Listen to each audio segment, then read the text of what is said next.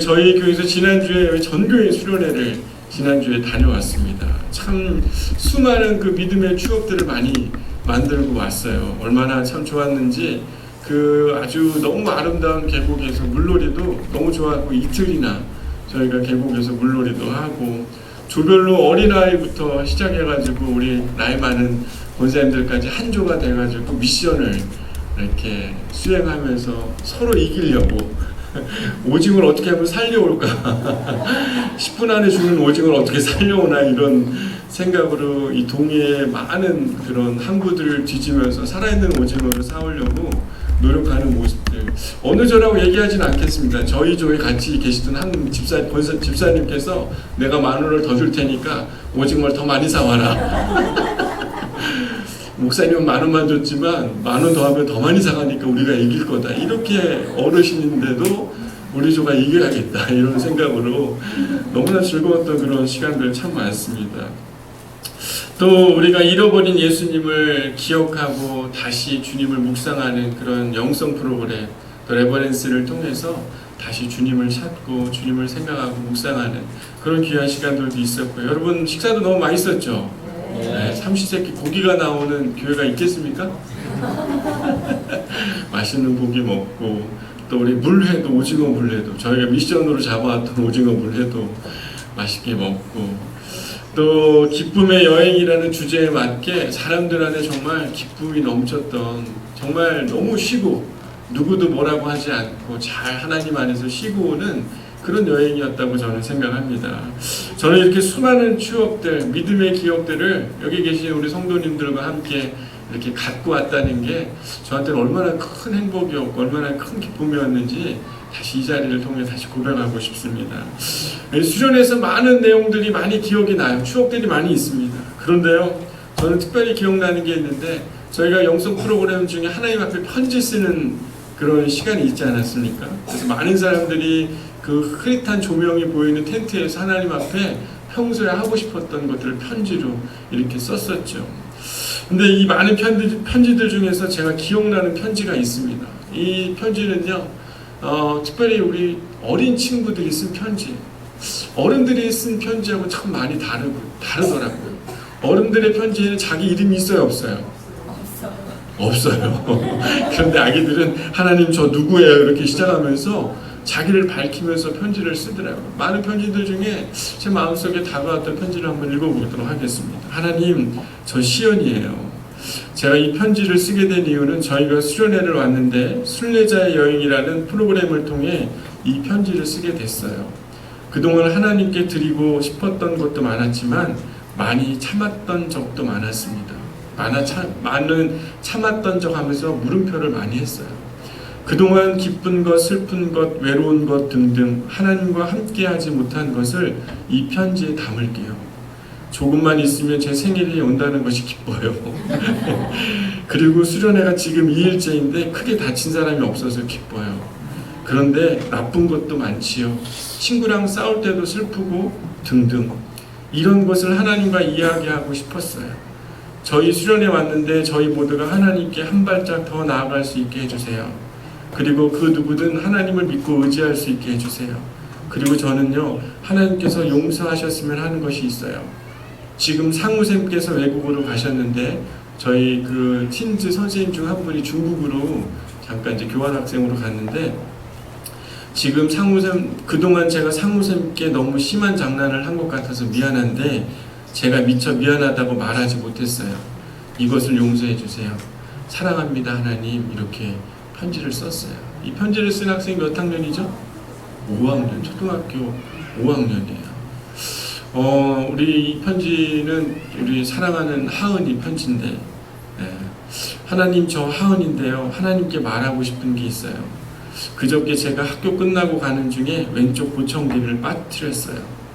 친구랑 한번 찾아봤는데 안 보여서 집으로 갔어요. 엄마한테 말하려고 시도를 했지만 용기가 안 나서 말 못했어요. 그래서 겨우 밤에 얘기했지만 가족들이 전부 나와서 찾고, 또 아빠한테 혼났어요. 슬펐지만 제 왼쪽 보청기를 꼭 찾고 싶어요. 제가 보청기를 꼭 찾아서 가족들과 다시 친해지고 행복해지고 싶어요. 될 수 있다면 언니랑도 친해지고 싶어요. 그 와중에 나의 눈물을 닦아주는 우리 엄마가 너무 고마웠어요. 무섭고 슬펐고 힘들었지만 엄마 덕분에 용기를 냈었죠. 앞으로는 용기 내서 하나님께 말하고 싶어요.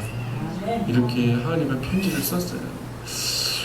한 명의 또 승리라는 우리 친구입니다. 하나님께, 하나님, 저는 하나님의 목소리를 듣고 싶어요. 저는 하나님의 목소리를 못 들어봐서 하나님이 멋있는 분인지 모릅니다. 하여튼 주님 사랑해요. 이렇게 편지를 썼어요.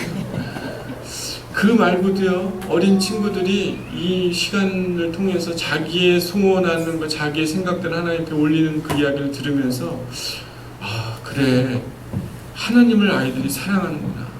그 순전한 마음의 편지를 읽으면서 저도 감동을 받았는데, 하나님 앞에 이런 어린아이 같은 믿음과 어린아이 같은 그 사랑의 고백을 한다면 하나님은 어떤 감동을 하실까? 저는요, 여러분의 입술을 통해 하나님이 그런 얘기를 다시 들어 하시는 줄 저는 믿습니다.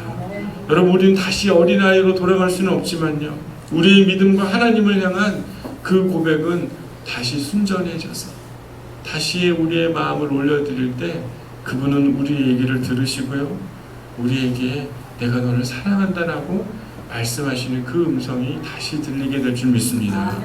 오늘 말씀은요, 바울이 에베소 교회를 향해서 기도하던 내용이 오늘 본문의 이야기입니다. 17절 말씀을 보니까 뭐라고 얘기합니까?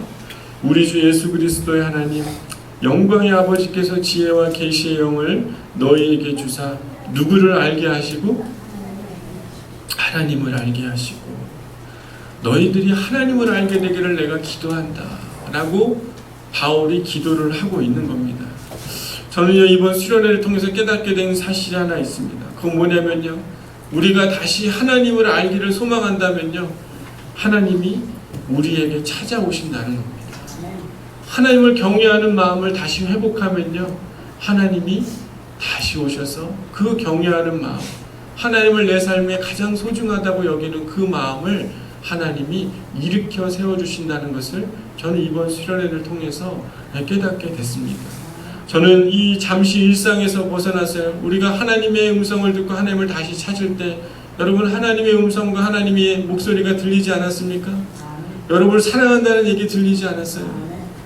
하나님 앞에 잠시 그 순간 내 초점을 하나님께 맞췄더니 하나님이 여러분과 곁에 오셔서 내가 너를 잊지 않고 내가 너와 함께하고 있고 여전히 내가 너에게 말을 걸어오고 있다라고 하나님 여러분 가운데 깨닫게 해주지 않으셨습니까? 우리의 눈과 우리의 마음, 우리의 시선이요, 하나님을 향하면요, 성령께서 우리 가운데 하나님을 알게 하는 지혜를 주실 줄 믿습니다. 여러분, 바울도요, 성령께서 주시는 지혜로 너희가 하나님을 알게 되기를 원한다. 성령께서 너희 가운데 깨닫게 하시는 그 지혜가 너희 가운데 있기를 원한다 라고 바울이 이렇게 기도를 하고 있습니다. 여러분, 우리의 삶 속에요, 다시 하나님을 알기를 소망하는 마음이 일어나기를 소망합니다. 여러분, 마음속에 세 가지의 이름을 가진 친구들이 있습니다. 첫 번째는요, 초심, 두 번째는 열심, 세 번째는 뒷심입니다. 여러분, 초심, 열심, 뒷심, 세 가지의 마음의 친구들이 있어요. 여러분, 그런데 이 세 가지 친구들 중에 가장 으뜸인 친구가 누구일까요? 자, 손을 한번 들어보겠습니다. 초심, 열심, 뒷심. 아무 생각 없다. 열심. 세 가지 중에서요, 다 중요하지만 제일 중요한 게 초심입니다. 여러분, 산을 오르다 보면요, 여러 산악회들이 있죠.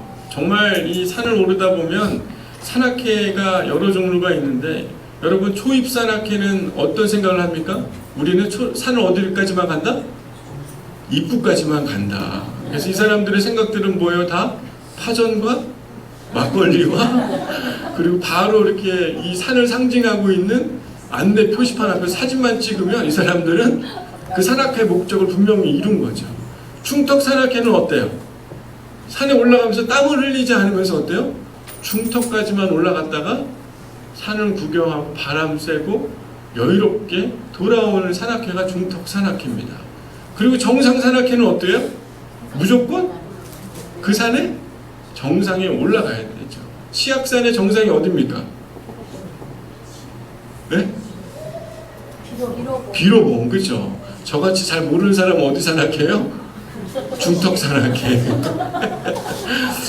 여러분, 치악산의 끝이 비로봉이죠. 사람들이 이 정상산악회는 어때요? 끝까지 올라가서 비로봉에서 꼭 어떻게 해요?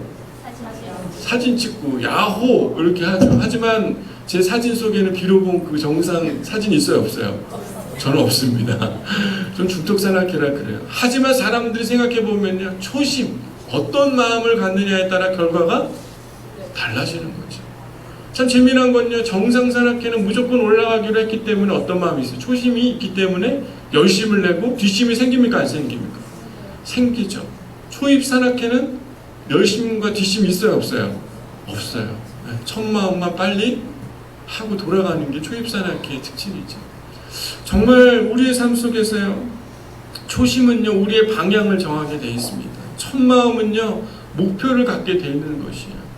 그리고 높은 산을 오르다가 이 초심을 잃다 보면요, 우리는 산 정상보다 눈에 보이는 현실들을 보게 되고 자연스럽게 열정도 잃어버리게 되고요, 방향을 잃고 우리가 어디로 가야 하는지 향방을 잃은 채 우리는 다시 되돌아오게 되는 거죠. 그것처럼요, 우리가 하나님을 향한 초심을 잃어버리거나 그 이 어린아이들과 같은 그 순수한 하나님을 알고 싶어하는 그 마음을 잃어버리면요, 우리는 향방 없는 사람이 될 줄 여러분 깨닫게 되길 바랍니다. 하나님을 향한 그 잃어버린 지혜, 하나님을 경외하고 성령의 가르침과 인도하심을 구하는 그 첫사랑이 여러분 가운데 회복되기를 소망합니다. 여러분, 하나님을 향한 사랑은요, 저는 이 하나님 앞에 편지를 쓰는 곳에 뭐가 있었냐면 전등 랜턴이 있었어요. 초를 놓고 싶었지만 불이 날까봐 전 전등을 이렇게 달아놨습니다. 그런데요, 하나님을 향한 사랑은요, 촛불과 같습니다.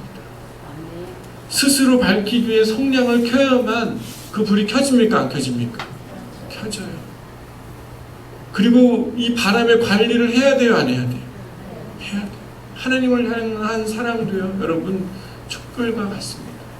여러분의 손에 성냥이 있는지, 켜져 있다면 바람을 관리하며 그 불이 잘 타기를 여러분 마음에 있는지, 여러분의 삶을 다시 점검하는 그런 신앙인들이 되기를 소망합니다.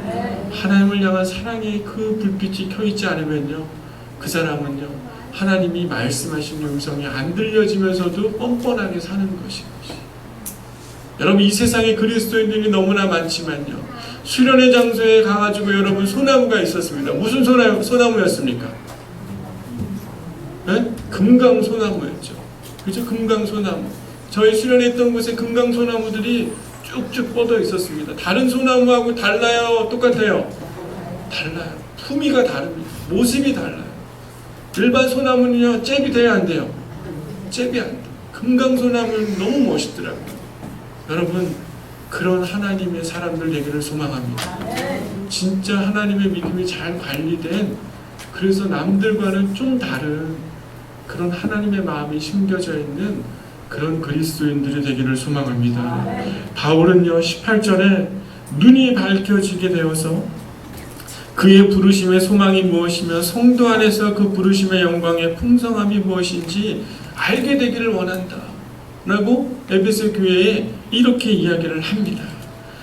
제가 이 지난주 금요일이었죠. 지난주 금요일날 이제 기도회를 이렇게 하는데, 이제 수련회 다녀오고 이제 잘 쉬었지만 되게 피곤이 많이 쌓여 있었어요. 금요일날은 또 저 개인적인 일이 있어가지고 서울에 막 갔다 오고 하고 하느라고, 그리고 또 수련회 때 못 가신 분들을 주중에 또 신방하고 또 방문하고 왔다 갔다 하느라고 되게 바빴습니다, 나름대로.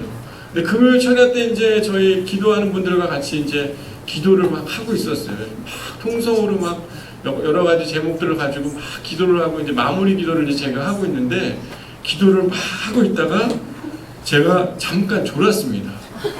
이렇게 기도를 하고 있는데 제가 졸고 있는 거예요. 어쨌든 기도의 흐름은 이런 거였습니다. 하나님 은혜를 주시고 특별히 양문교회 교우들에게 하나님을 알고 성령을 알게 해주시고 은혜의 자리로 나오게 해주시옵소서, 이게 기도의 흐름이었어요. 근데 제가 기도하는 중에 잠깐 진짜 저 처음 경험했습니다. 여러분, 그런 경험 있으세요? 기도하다가 너무 피곤해가지고 제가 우리 권사님이 목사님의 입이 풀리기 시작했다고 그러시더라고요. 나중에 그래서 막 목소리가 작아지면서 입이 풀리면서 제가 기도를 했는데 뭐라고 했냐면, 하나님 우리 양문교회 교우들이 모두 화장실로 나오게 해주시옵소서라고 이렇게 졸면서 기도를 했더라고요. 잠깐 그 순간에 제가 좋은 거에 너무 피곤해가지고 그러면서 우리 영혼이 영혼육으로 된 게 맞다. 기도하면서 또 영은 깨어있지만 육은 졸고 있고 혼은 내가 자고 있구나라는 걸 생각하는 걸 보니까 진짜 우리 하나님 영혼육으로 만드셨다. 여러분 화장실로 나오면 어떻습니까? 은혜의 자리만 있다면, 그 자리로 나온다면 하나님이 우리 가운데 우리의 부르심이 무엇인지 깨닫게 해주실 거라는 믿음이 듭니다. 너무 피곤해서 기도했지만 제 마음속에는 진짜 화장실로 나오라고 기도한 게 아니라 은혜의 자리로, 왜 화장실 떠올랐는지 잘 모르겠어요. 아주 은혜로 자리에 나오기를 제가 기도했던 그런 생각들이 막 떠오르더라고요. 여러분, 하나님은요 주의 은혜 가운데 나아가면 우리의 삶을 풍성하게 하실 줄 믿습니다. 하나님 우리의 삶을요 가만 내버려 두지 않으시고요, 하나님이 있는 그 자리에 나오기만 한다면 하나님 우리 가운데 풍성한 은혜를 주실 줄 믿습니다. 저는요 이 양문교회에서 하는 모든 행사들을 보시면 아시겠지만 안 오면 손해예요, 손해가 아니에요? 손해입니다. 지금까지 양문교회 이렇게 행사하는 것들 보면요, 빠지면 꼭 내가 못 갔을까 아쉬운 마음들이 들 만큼 그래요. 저는요 그것처럼 하나님이 우리가 가운데 나오는 주의 은혜 자리에 나올 때마다 우리를 채우시고 우리를 새롭게 하시고 우리를 변화시켜 주실 만한 분이라고 믿습니다. 저는 이번 하나님이 앞에 나오면요 특별히 바울이 두 가지가 너희 안에 있게 되기를 바란다라고 기도했는데, 그게 뭐냐면 부르심의 소망이 무엇인지 알길 원한다 라고 이렇게 바울이 기도를 했어요. 저희 수련회 프로그램 중에 그 일상의 소음이라는 그런 그 기도하는 방이 있었습니다. 그 방에 들어가면 라디오가 이렇게 켜 있어요. 그리고 그 앞에 일상의 우리의 생활 속에 들려오는 소음을 잘 들어보고, 소음 속에서 내가 들려지지 않는 하나님을 다시 생각해보는 그런 프로그램을 하는 방이 있었습니다. 사람들이 그 안에 들어가서 하는 얘기가 다 그런 얘기였어요. 수많은 소음들 속에 내가 살아가고 있구나. 하나님이 나를 부르고 나를 찾지만 내가 일상의 삶 속에 지지직 하는 것 때문에 하나님의 음성이 들려요, 안 들려요? 안 들리는 것이. 그런데 우리가 그 음성을 듣지 않기 때문에 우리가 부르심이 너를 부르고 있는 하나님의 음성이 들리는 거예요, 안 들리는 거예요? 안 들리는 거예요. 우리의 삶을 풍성케 하시고 내가 너를 푸른 초장에 쉴만한 물가로 너를 인도하겠다라고 말하고 주님이 외치고 있지만, 우리의 일상의 삶의 수많은 소음들로 인해서 나를 풍성하게 나를 부르시는 그분의 음성이 들립니까, 안 들립니까? 안 들리는 것이에요. 하지만 바울은 에베소 교인들에게 너희를 부르시는 그 하나님의 풍성한 음성이 들려지길 원한다, 삶을 풍성하게 하는 하나님의 은혜가 들려지길 원한다라고 바울이 기도를 하고 있는 것입니다. 여러분, 실제로 우리의 삶 속에 여러분 평강이 있습니까, 없습니까? 여러분 삶 속에 요즘에 나는 평강이 넘친다, 나 너무 기쁘고 행복하다 하신 분 한번 손 들어보세요. 얼굴들은 다 평강이 있고 기쁨이 있어 보이는, 손은 안 평강하신가 보죠. 여러분 기쁘고 평안이 있죠. 성령께서 주시는 그 기쁨과 이 풍성한 삶은요 이루 말할 수 없이 기쁩니까, 안 기쁩니까? 기쁘잖아요. 여러분 진짜 기쁘지 않습니까? 성령께서 여러분을 날마다 무엇인가 채워주고 기쁨으로 삶 속에 풍성하게 채워지는 그 기쁨을 알 때 여러분, 그 기쁨을 아는 사람은 세상에 다른 것과 바꿀 수 있어요, 없어요? 없어요. 수많은 돈이 있다고 해도요, 여러분 하나님이 내 삶에 주시는 그 은혜와 기쁨이 있을 때는요 정말 그 돈이 눈에 들어옵니까, 안 들어옵니까? 진짜 안 들어옵니다. 내 삶의 많은 두려움도요 그분이 주시는 평강이 있을 때 모든 것들 안에 하나님이 주시는 기쁨들이 회복되는 것 아니겠습니까? 여러분, 성령께서 주시는 그런 풍성함이 있는 그런 삶을 사는 사람들은요 영적으로나 육체적으로나 죄와 어둠에 묶여있는 삶이 아니라 자유를 주시는 그 삶을 경험하게 될 줄 믿습니다. 많은 사람들이 죄와 어둠의 관습에서 자신을 묶어두는 사람들이 있습니다. 여러분의 삶에 여러분을 풍성한 삶으로 초대하시는 하나님의 지혜, 하나님을 경외하는 그 마음이 다시 회복되어서 그 부르시는 음성들이 다시 들려지고 여러분의 삶에 풍성한 삶이 다시 회복되기를 소망합니다. 여러분, 바울은 19절에요. 그의 힘으로 역사하심을 따라 믿는 우리에게 베푸시는 능력이 크게 될 것이다 라고 이렇게 바울이 고백을 하고 있습니다. 저도 이렇게 아이를 키워보다 보니까요, 한 아이가 자라기 위해서 여러분 수많은 노력이 필요합니까? 안 필요합니까? 많은 애정과 많은 노력들이 필요하더라고요. 수많은 관심과 수많은 사랑을 줘야지 한 아이가 자라더라고요. 이 사랑을 받고 잘 자라는 아이들을 이렇게 유심히 지켜보면 그 아이들은 어떻습니까? 삶의 안정감이 들고 더 많은 세상을 탐구하려고 하고 사람들과의 관계에서도 건강한 관계를 유지하고 자기 스스로 자신감이 있어요, 없어요? 있습니다. 그런데 애정을 잘 못 받고 사랑을 못 받고 풍성한 경험이 없는 사람들을 보면 어때요? 항상 무엇인가 불안하고 관계 맺는 것도 좀 어색하고, 네? 마음의 상처도 잘 받고 도전하기를 두려워하는 마음들이 있습니까? 없습니까? 있어요. 하지만요, 마치 아이들도 그렇게 되는 것처럼요, 한 부모의 사랑과 관심을 통해 그렇게 되는 것처럼요, 우리가 주님으로 인한 그 풍성한 애정과 사랑을 받게 되면 우리는 두려움이 없는 삶이 될 줄 믿습니다. 도전하는 삶이 될 줄 믿습니다. 사랑하는 사람들과 관계가 풍성해질 수밖에 없다는 것을 우리는 깨닫게 되게 될 줄 믿습니다. 여러분, 특별히 어떤 사람들에게 이런 풍성함이 있게 된다라고 바울이 이야기하는 겁니까? 믿는 자들에게 이러한 은혜가 있을 것이라고 믿는 자들에게 풍성한 은혜가 더하게 될 것이다 라고 바울이 기도하고 있는 것 아닙니까? 여러분, 오뚜기가 여러분 쓰러지면 일어납니까? 안 일어납니까?